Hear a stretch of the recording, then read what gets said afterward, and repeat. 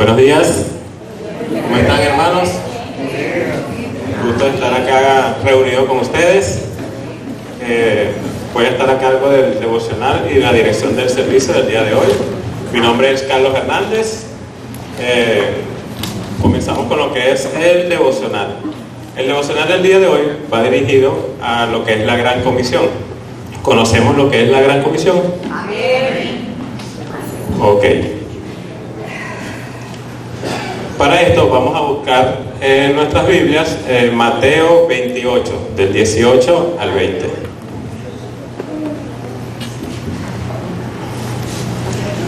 Le damos 10 segundos para que lo ubiquen. Como ya todos sabemos cuál es la Gran Comisión, ya sabemos en qué lugar está de la Biblia. Amén.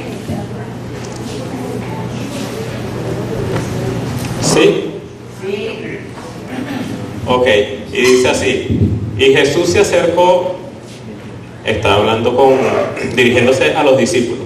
Jesús se acercó y les dijo, Jesús se acercó y les habló diciéndole: toda potestad se me ha dado en el cielo como en la tierra.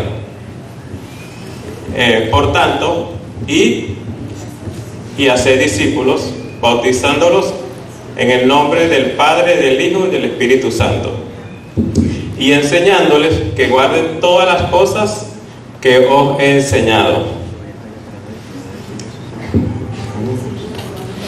Y he aquí, yo estoy con vosotros todos los días hasta el fin del mundo.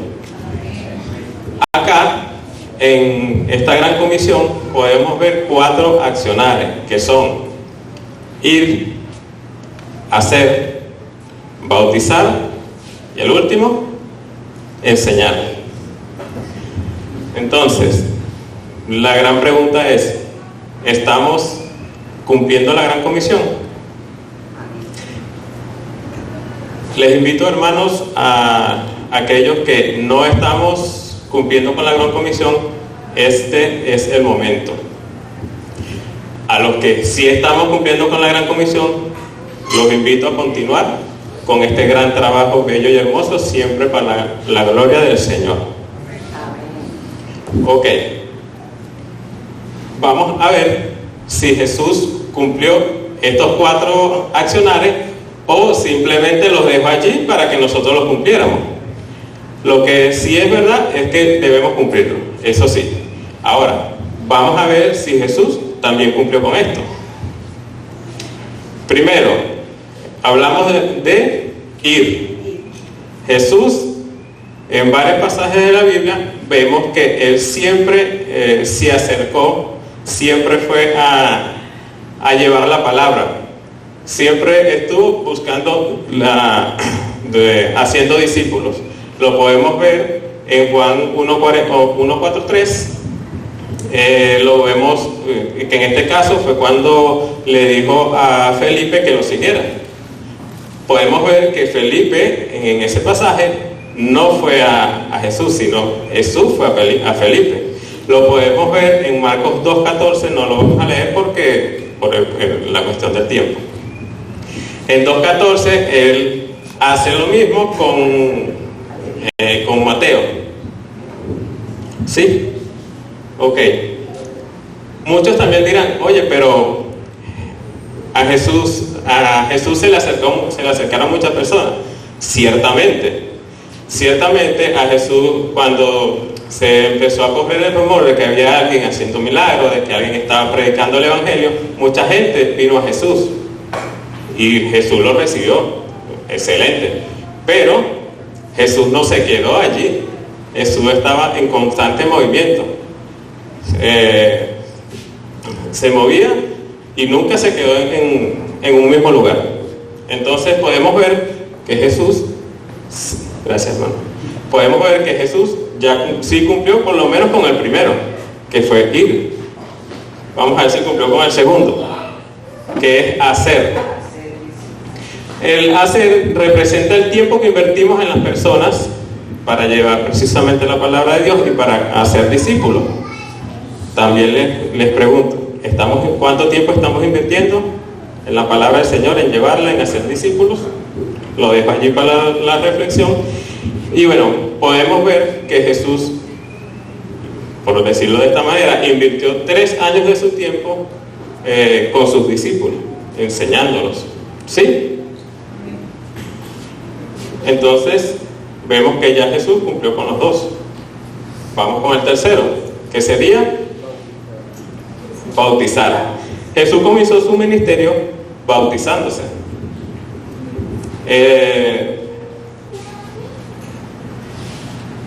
Un segundo. Ok. Y es que este bautizo tiene una representación. Habla de lo que Él iba a hacer, que era morir y resucitar. Morir para perdonar nuestros pecados y limpiarlos. Y resucitar para darnos la vida eterna.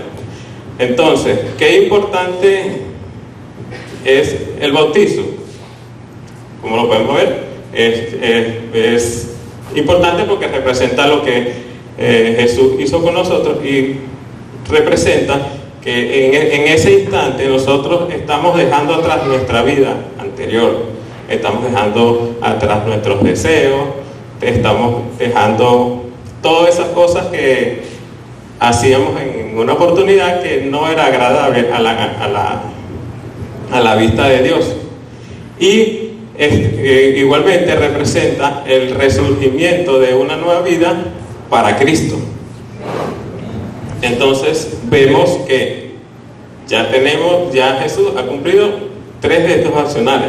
Nos queda el cuarto, que era enseñar. Y Jesús siempre se tomaba bastante tiempo,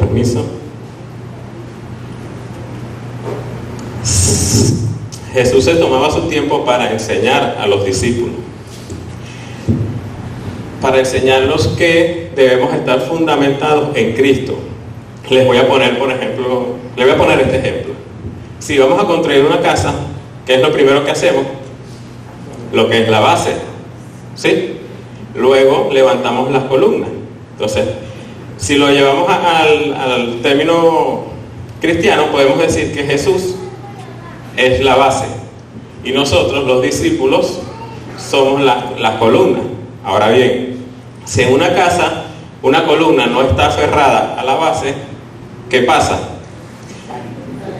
Sí, pudiera ser que si no tiene ningún elemento o algo que haga que se caiga, podría permanecer, ¿sí? Pero si hay algún viento, alguna tempestad, ahí sí va a empezar a ceder.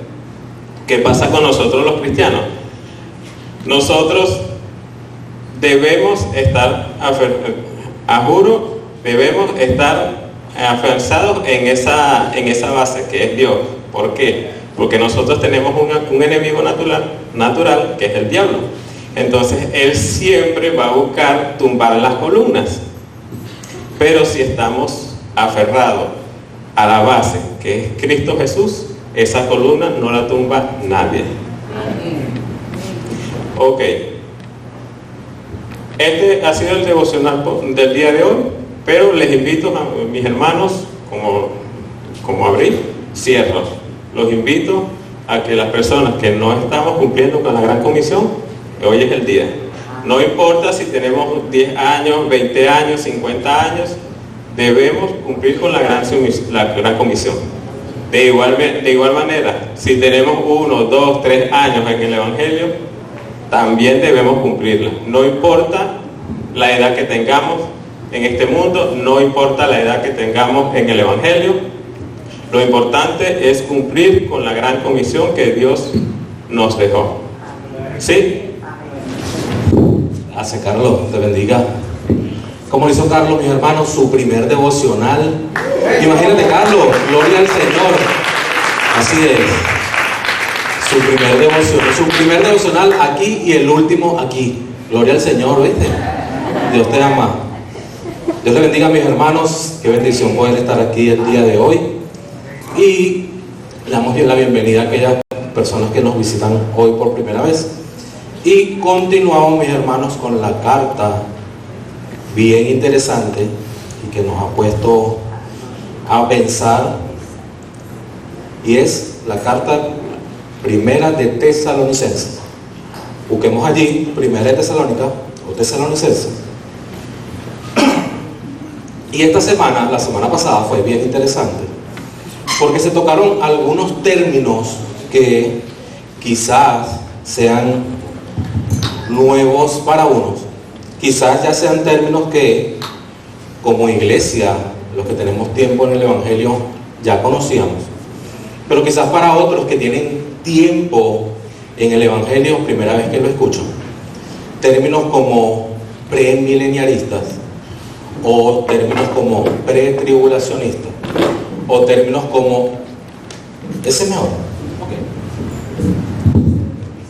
Aló, aló, aló, aló, aló, aló, aló. Sí, se oye. Ok. Entonces, ese tipo de términos que voy a intentar, con el favor de Dios, aclarar un poco acerca de estos términos.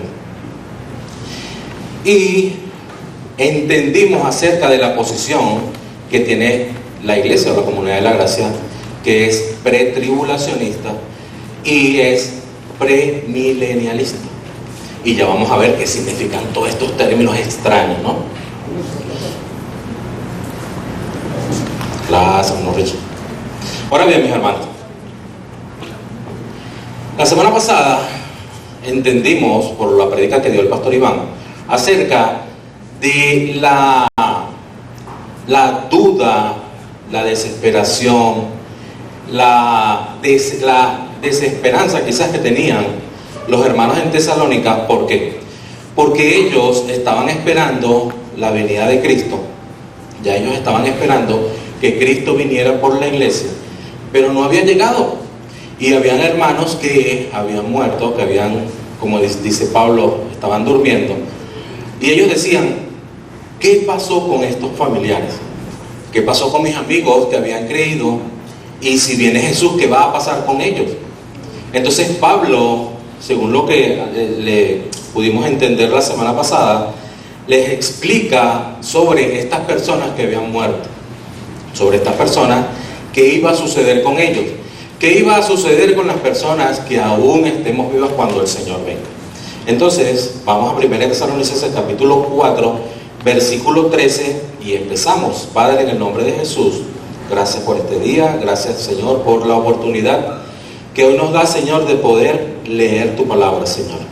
Gracias, Dios, por la oportunidad que tú nos das hoy, Señor, de poder abrir tu palabra, de poder levantar nuestras manos, de poder adorarte, glorificarte y exaltarte a ti, Señor.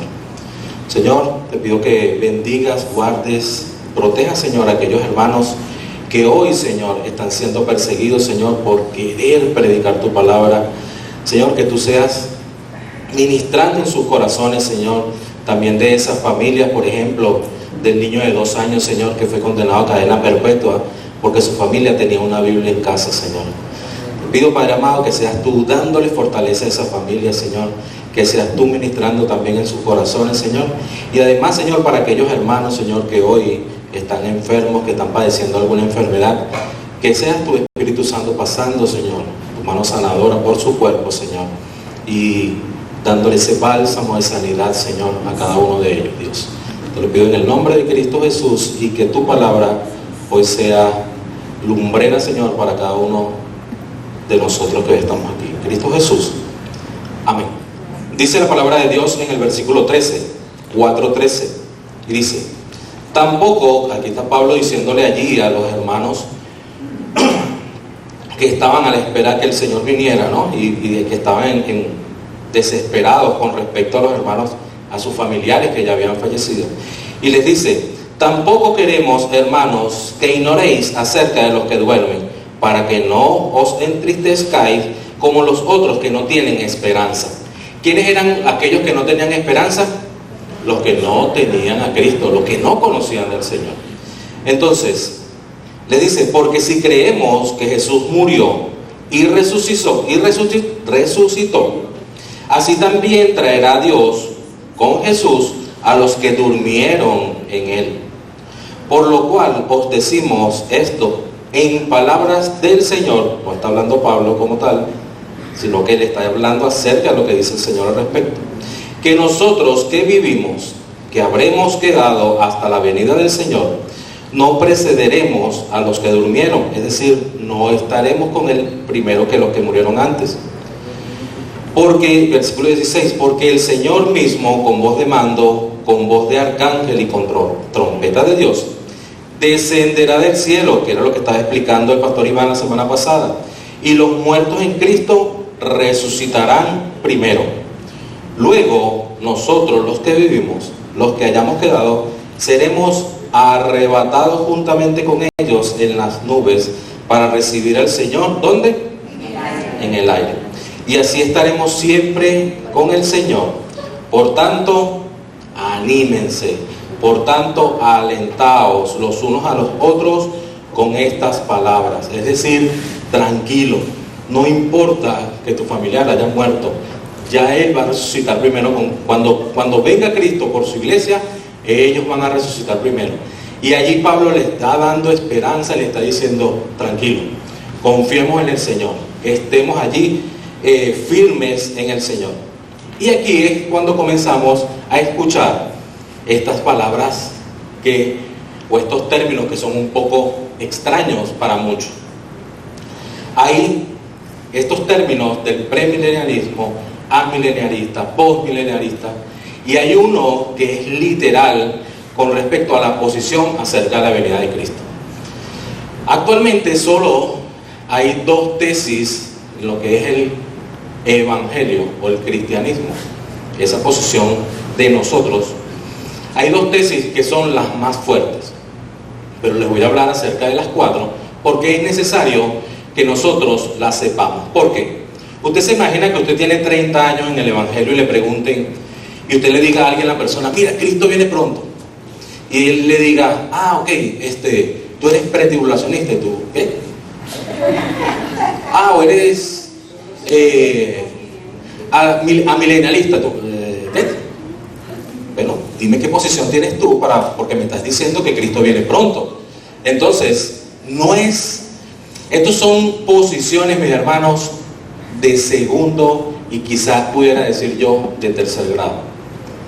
Las dos posiciones, la amilenialista y premilenialista, que ya vamos a ver. Sé que están diciendo, oye, pero ¿qué está hablando René? Ya vamos a ver qué significa ello. Entonces, Samuel, ayúdame allí con la primera lámina, por favor. Existen estas dos posiciones que realmente ustedes se van a dar cuenta de por qué no tienen ningún sentido bíblico. Pero no se ven. ¿Sí se lee? Son los lentes, Marisela, que no tienen los lentes puestos, Marisela. Vale, ok.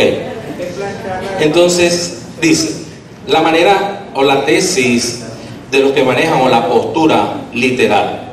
Los que manejan la postura literal, ellos dicen que no existe un arrebatamiento de la iglesia.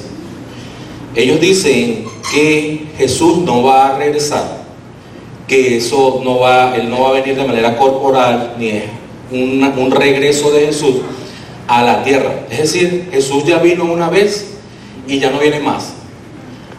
Vino nuevamente en Pentecostés, cuando descendió el Espíritu Santo. Es lo que mantienen esta tesis, según San Agustín, en el año 647 después de Cristo. Y ellos dicen que a través de la predicación de la palabra, todo el mundo se va a convertir, todo el mundo va a ser cristiano y no va a haber necesidad de lo que estaba predicando el hermano Carlos de hacer discípulos, sino sencillamente con la predicación todo el mundo se va a convertir. Esto realmente difiere de lo que dicen las escrituras y lo que ya acabamos de leer, que se explicó acerca de la semana pasada, de que iba a haber un arrebatamiento.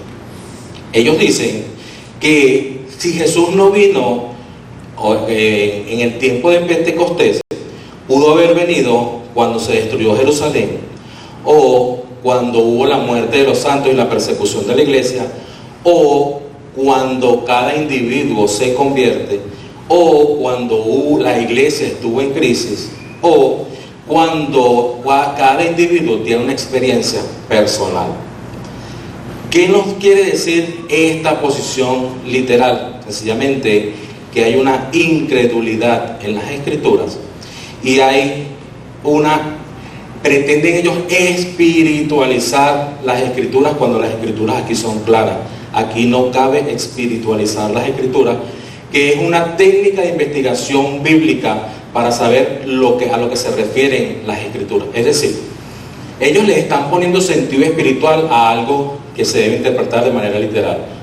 Jesús dice, o la palabra del Señor dice, que va a haber un arrebatamiento, es decir, que alguien va a ser quitado, y ellos difieren de ello.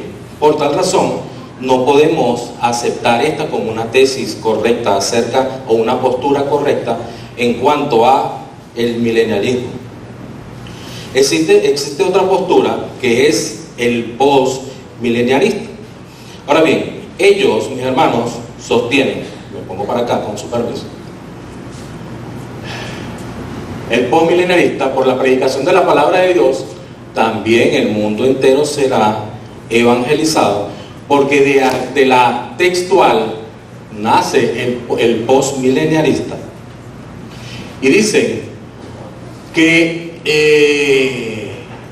el regreso de Cristo se basa que Cristo regresará después del milenio, es decir, que los 7 años de tribulación la iglesia los va a pasar, y que después que acaben los 7 años de la tribulación corren 1000 años y luego es que viene Jesús a reinar. Esta posición nos causa, muchos la conocemos, este tipo de posición. ¿Por qué?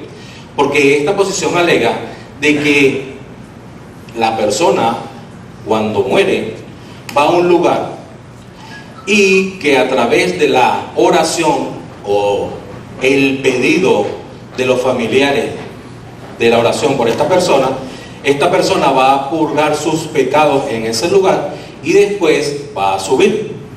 Eso es lo que nos habla la Iglesia Católica, de que van a ir a un lugar, un purgatorio, donde a través de la oración o la misa que le haga el sacerdote, esta persona va a subir al cielo. Es decir, no hay necesidad de arrepentirse de pecados, porque los sacerdotes son los que van a orar, a interceder para que la persona llegue al cielo. Totalmente distinto a lo que nos dicen las escrituras. Entonces, hay varios temas que ellos tienen que aclarar, y es: ¿quién instituye o desde cuándo comienza a correr ese milenio? Otro, ¿cuál es la relación de Cristo en el milenio? ¿Qué relación tiene Cristo en el milenio si todos van a ser salvos a través de la oración de un sacerdote? Y la otra es, ¿en qué momento o cuál va a ser la señal para la venida de Cristo si supuestamente ya todas las personas van a ser salvos y no va a quedar nadie? ¿Para qué? Para ser arrebatados. Estas son unas dudas que ellos todavía a esta fecha no han sido aclaradas. Ahora vienen estas dos posturas, la próxima la amenazamos. Estas dos posturas son las que actualmente se mantienen firmes en las iglesias cristianas, ¿sí? Que son la postura amilenialista y la postura postmilenialista. Ahora bien, premilenialista. La amilenialista dice que no hay un tiempo milenario. Ellos dicen que estamos hoy día en el milenio, ¿sí? Ellos dicen que el arrebatamiento de la iglesia, que va a haber un arrebatamiento de la iglesia, pero se va a hacer en un solo acto. Es decir, la iglesia va a ser arrebatada, se va a conseguir con Jesús en las nubes y va a descender para reinar y juzgar, ¿sí? Ellos dicen que actualmente, como la iglesia ha avanzado, como el evangelio ha avanzado, Jesús hoy está reinando.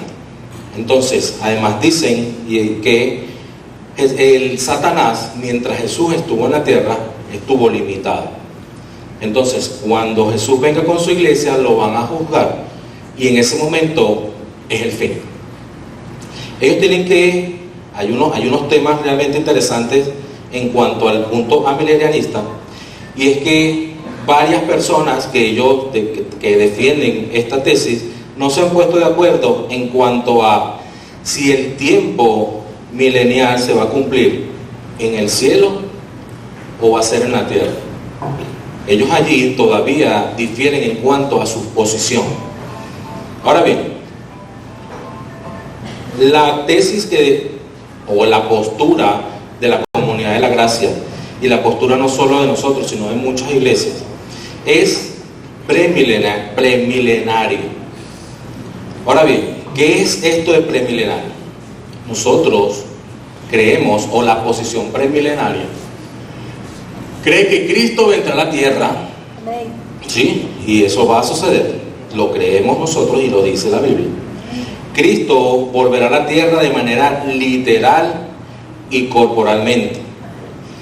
¿Cuándo va a suceder? Cuando comience el milenio para que reine con la iglesia. ¿Sí? Nuestra posición, además, también es pretribulación. ¿Cómo es esta pretribulación? Sencillo, es que la iglesia no pasa por la tribulación. La iglesia no va a pasar, es lo que creemos nosotros, y la semana que viene, mis hermanos, vamos a hablar acerca de qué es pretribulacionista, qué es post-tribulacionista y qué son otra posición que es intermedia, que es realmente interesante y que creo que debemos nosotros como iglesia conocer. Además, nosotros, o los premilenarios, entendemos que este reino se cumplirá literalmente, como dice ahí, los pactos que Dios hizo con Israel. Continuarán 1000 años, después del reino será entregado por Dios al Padre y se unirá a un reino eterno, que allí estaremos nosotros con el Señor por la eternidad. Creemos también que hay un arrebatamiento que no es en un mismo acto, que primero es el arrebatamiento de la iglesia, pasan 7 años y luego viene el Señor con sus santos a reinar. ¿Sí? Y los que hayan quedado serán arrebatados. Ahora bien, próxima lámina, Sam. Aquí les traje un pequeño cuadrito o cuadro o posición de las dos más fuertes que existen: la premilenial y la amilenarista. Ahora bien, voy a poner para acá para poder. ¿Qué dice la posición premilenial? Que va a haber, después de la primera venida de Cristo, que ya vino, la iglesia en cualquier momento. ¿Se recuerdan el ejercicio del pastor Adán la semana antepasada? Que hacía así como, yo no sé, Dios, menos mal que Dios es todopoderoso para levantarme a mí. Entonces, en ese momento, yo queriendo pegar brinco, y, oye, si se cae esta plataforma. Estamos en la primera venida. Hay el arrebatamiento de su iglesia, que es en cualquier momento que esto suceda. Luego pasarán 7 años donde sucederá algo interesante con la iglesia, porque en ese momento serán probadas todas nuestras obras, según lo dice Corintios capítulo 3, versos 13 y verso 16, y les invito a que busquen en sus Biblias para saber qué va a suceder, o qué creemos los premilenarios que va a suceder con la iglesia en ese momento cuando sea arrebatada. 1 Corintios capítulo 3, versos 13 y 16. Y dice, en ese momento que Jesús, el Señor, venga por su iglesia, van a pasar 7 años, ¿sí?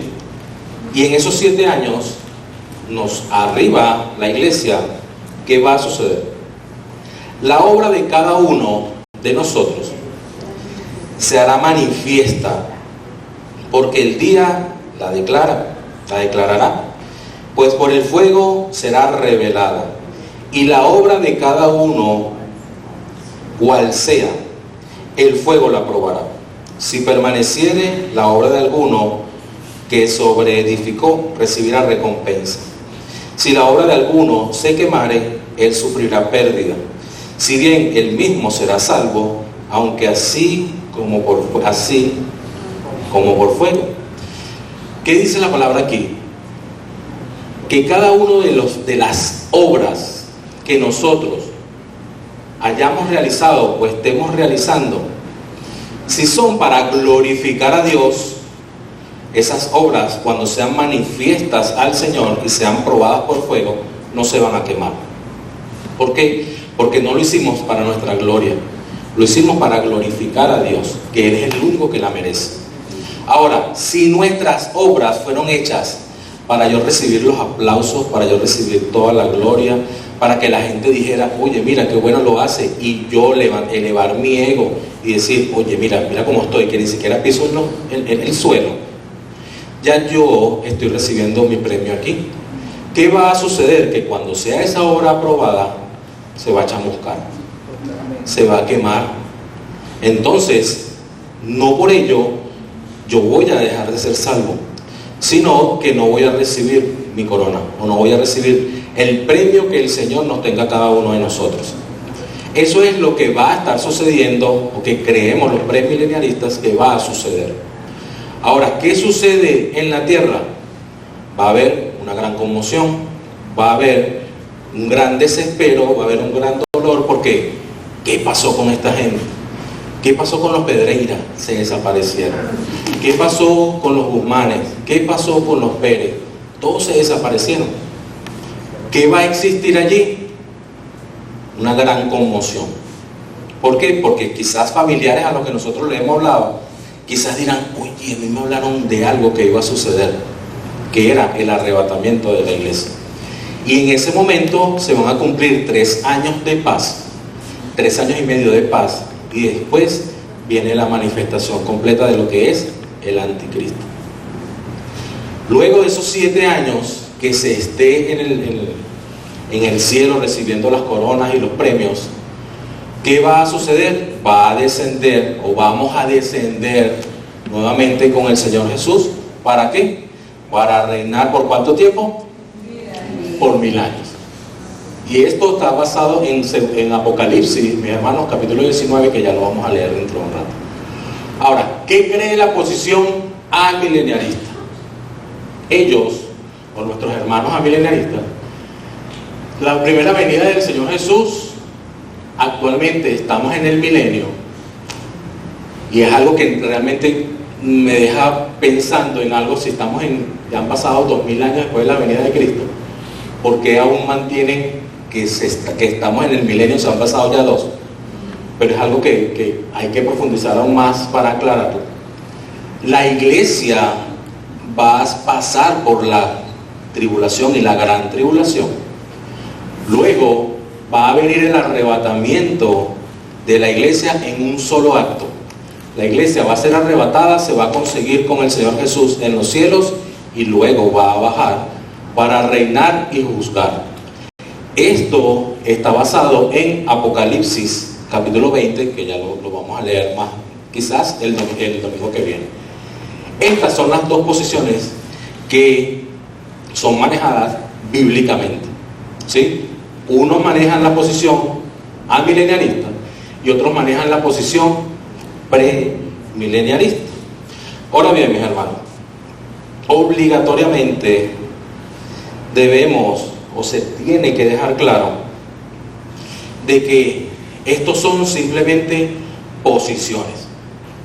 Esto no es que es una doctrina que tiene que ser rígida, como decir, como hay unas, como decir que Jesús es Dios. Esa es una posición que no tiene discusión. Que aquel que venga a decirnos, bueno, pero es que Jesús era un maestro elevado, no, hermano, usted está equivocado, eso no lo negocio. O que el Espíritu Santo es una fuerza, no, el Espíritu Santo es coigual con Dios, es Dios, es coigual, no hay negocio. Esas son doctrinas que no se negocian. Pero hablar acerca de un suceso que todavía no ha ocurrido, que está por ocurrir, simplemente son posiciones de segundo y hasta de tercer grado, ¿sí? No porque venga un hermano que maneje el amilenialismo, no, tú eres un hereje, no. O que nosotros hablemos con un amilenialista y nos venga a decir, no, tú eres un hereje, no tiene sentido. ¿Por qué?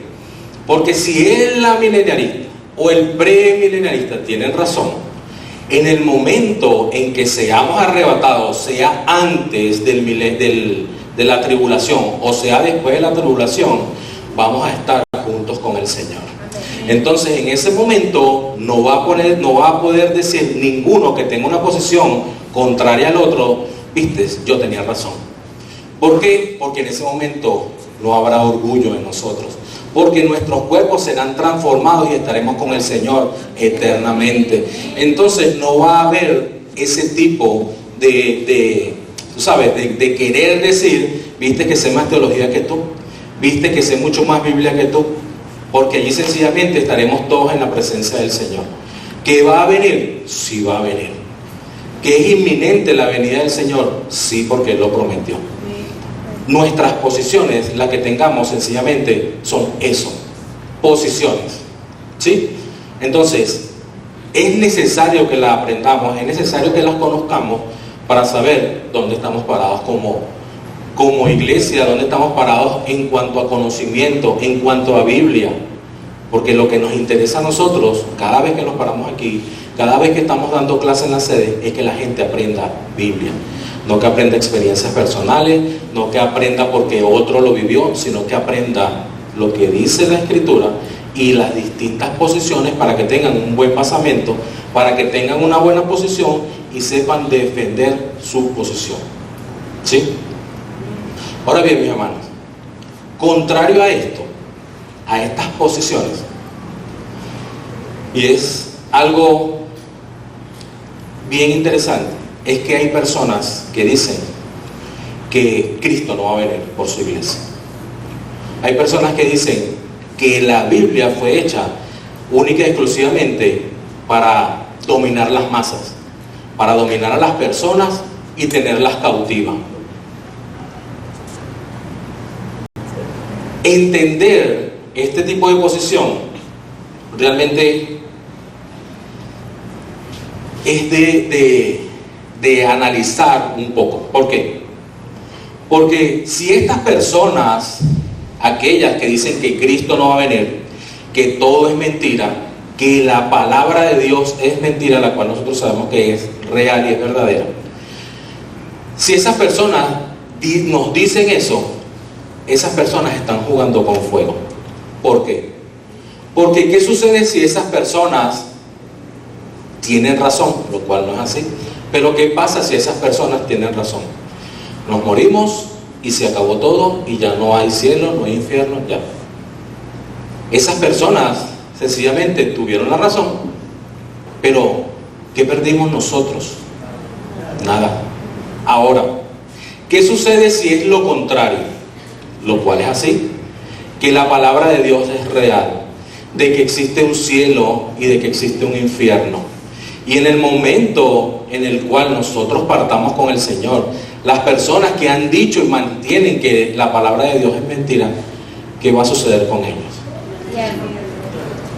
Entonces, están jugando con fuego las personas que piensan que la palabra de Dios es mentira. La palabra que piensan que la palabra de Dios es un simple juego, que es una religión. La palabra de Dios no habla de religión.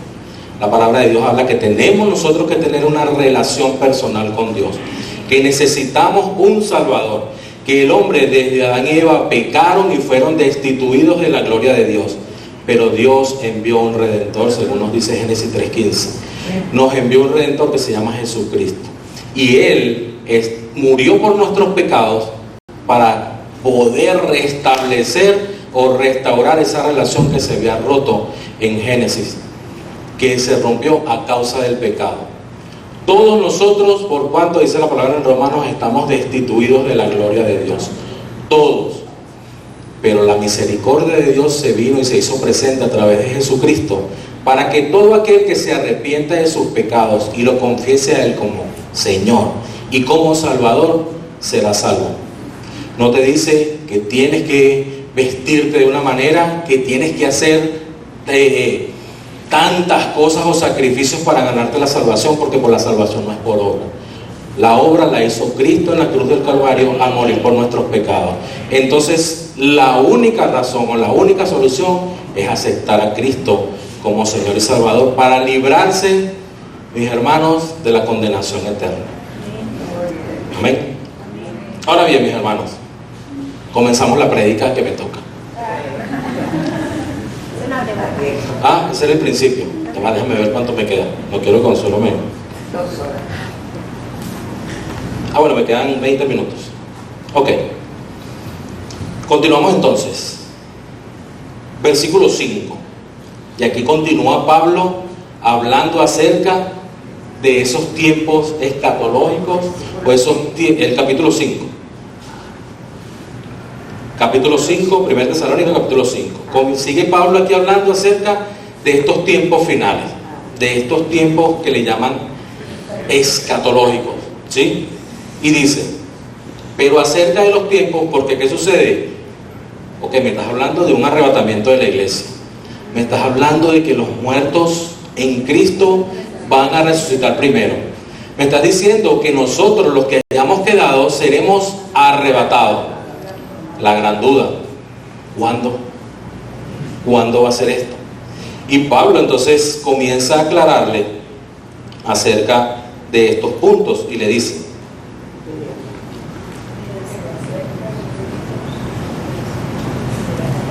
pero acerca, y vean aquí que no está hablando del tiempo como si fuera uno solo, sino de varios acontecimientos que van a suceder. Y dice, pero acerca de los tiempos y de las ocasiones, no tenéis necesidad, hermanos, que yo os escriba. Pablo estaba claro de que él no sabía cuándo iba a suceder esto, porque lo mismo le habían preguntado los discípulos a Jesús. Los discípulos le preguntaron, Señor, ¿y cuándo será tu venida? ¿Cuándo será que suceda todo esto? Vámonos a Mateo capítulo 24.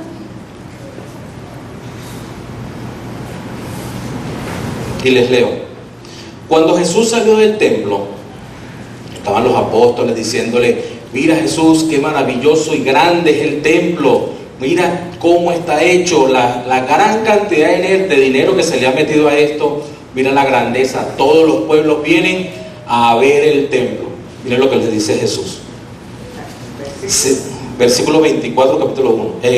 Capítulo 24, desde el 1 en adelante. Mateo 24. Cuando Jesús salió del templo, se acercaron sus discípulos para mostrarle los edificios del templo. Respondiendo él, les dijo, ¿veis todo esto? De cierto os digo, que no quedará aquí piedra sobre piedra, que no será derribada. Y estando él sentado en el monte de los olivos, los discípulos se le acercaron aparte diciendo, dinos, ¿cuándo serán estas cosas? ¿Y qué señal habrá de tu venida y del fin del siglo? Respondiendo Jesús les dijo, mirad que nadie os engañe, porque vendrán muchos en mi nombre diciendo, yo soy el Cristo, y a muchos engañarán, y oiréis de guerra y rumores de guerra. Mirad que no os turbéis, porque es necesario que todo esto acontezca, pero aún no es el fin. Porque se levantará nación contra nación y reino contra reino, y habrá peste y hambres y terremotos en diferentes lugares, y todo esto será principio de dolores. Entonces os entregarán a tribulación, y esta tribulación no es la ira de Dios. Esta tribulación son correcciones, castigos que te vaya a hacer, pero es el hombre, no es Dios que nos va a entregar a esta tribulación. Entonces os entregarán a tribulación y os matarán, y seréis aborrecidos de todas las gentes por causa de mi nombre. Muchos tropezarán entonces y se entregarán unos a otros, y unos a otros se aborrecerán. Y muchos falsos profetas se levantarán y engañarán a muchos. Y por haberse multiplicado la maldad, el amor de muchos, mas el que persevere hasta el fin, este será salvo. Y será predicado este evangelio del reino en todo el mundo para testimonio a todas las naciones, y entonces vendrá el fin. Ahora, ¿cuándo vendrá Jesús? ¿Cuándo el Señor Jesús vendrá por su iglesia? Vámonos al versículo 36. de Mateo 24. Dice: pero el día y la hora nadie lo sabe, ni aun los ángeles de los cielos, sino solo mi Padre. Mas, como en los días de Noé, así será la venida del Hijo del Hombre. Es decir, todo el mundo estaba tranquilo, todo el mundo estaba en sus cosas, todo el mundo estaba casándose, rumbeando, tomando, yendo a la iglesia, todo el mundo estaba en lo suyo. Dice: mas como en los días de Noé, así será la venida del Hijo del Hombre. Porque como en los días antes del diluvio, estaban comiendo y bebiendo, casándose y dándose en casamiento, hasta el día en que Noé entró en el arca. Y no entendieron hasta que vino el diluvio y se los llevó a todos. Así también será la venida del Hijo del Hombre. Ahora bien, Pablo continúa diciéndole a los hermanos en Tesalónica sobre la venida, sobre este momento, y les dice: porque vosotros, ustedes, iglesia en Tesalónica, saben perfectamente que el día del Señor vendrá así como ladrón en la noche. Y vamos a procurar entender aquí un término que quizás hemos mal entendido, ¿sí? Y es cuando dice el día del Señor, ahí está hablando acerca del juicio de Dios. Y allí las Escrituras, tanto el Antiguo como el Nuevo Testamento, se nombra el día del Señor 19 veces, en 19 oportunidades. Y en las 19 oportunidades habla acerca de juicio de Dios. Podemos verlo, o como muchas veces lo hemos leído, cuando habla acerca del día grande y terrible, cuando habla acerca de la ira de Dios, cuando hemos leído que dice el gran día, el día de la venganza de Dios o el día de la visitación. Esos son términos que se ha utilizado para referirse al día del juicio que Dios establecerá. Ahora bien, ¿cuándo será este momento? Apocalipsis capítulo 19, versos 11 y 16. Esto se cumplirá en dos momentos. Uno, al final de la tribulación de los 7 años, por eso porque le dije que ahorita lo íbamos a leer, Apocalipsis capítulo 19, cuando dicen las Escrituras que va a haber el juicio, que cuando el Señor vendrá con su iglesia a emitir juicio, y al final del milenio que Dios va a encerrar a Satanás y se va a acabar absolutamente todo y quedaremos reinando eternamente. Ahora bien, Apocalipsis capítulo 19, versos 11 y 16. Esto es, la iglesia ha sido arrebatada, pasaron los 7 años, viene el Señor con la iglesia. Entonces está hablando Juan en Apocalipsis, dice: vi el cielo abierto, y he aquí un caballo blanco, y el que lo montaba se llamaba Fiel y Verdadero, y con justicia juzga y pelea. Sus ojos eran como llamas de fuego, y había en su cabeza muchas diademas, y tenía un nombre escrito que ninguno conocía sino él mismo. Estaba vestido de una ropa teñida de sangre, y su nombre es el Verbo de Dios. ¿Está hablando de quién? Del Señor Jesús. Y los ejércitos celestiales vestidos con lino finísimo, blanco y limpio. ¿Quiénes creemos que son esas personas que vienen con él? Su iglesia, que viene, ¿sí? Es correcto. Con lino finísimo, blanco y limpio. Le seguían en caballos blancos. De su boca, de la del Señor, sale una espada aguda para herir con ella a las naciones, y él las regirá con vara de hierro, y él pisa el lagar del vino del furor y de la ira del Dios Todopoderoso. Y en su vestidura y en el muslo tiene escrito este nombre: Rey de Reyes y Señor de Señores. Pablo viene hablando acerca, en el capítulo 4, finalizando, arrebatamiento de la iglesia. Y ya aquí, capítulo 5, viene hablando acerca de ¿qué? De la segunda venida del Señor con la iglesia. Y aquí es el término que tenemos nosotros que quizás corregir, porque lo hemos escuchado de una manera que no es, y es cuando dice: y vendrá así como ladrón en la noche. ¿Sí? Entonces no está hablando aquí del arrebatamiento de la iglesia, está hablando aquí acerca del juicio que Dios traerá para el pecado. ¿Por qué? Porque está diciendo, mis hermanos, que cuando viene el ladrón en la noche, él no avisa.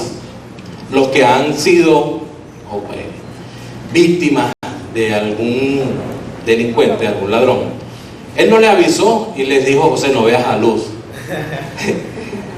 Él no le avisó cuando iba a venir y los iba a robar, sino sencillamente él se apareció y estaba la gente desprevenida, ¿sí? Porque quizás estaba viendo para un lado que no tenía que ir, estaba en un lugar incorrecto, no estaba haciendo lo que tenía que hacer, y vino el ladrón y ¿sí? Lo sorprendió.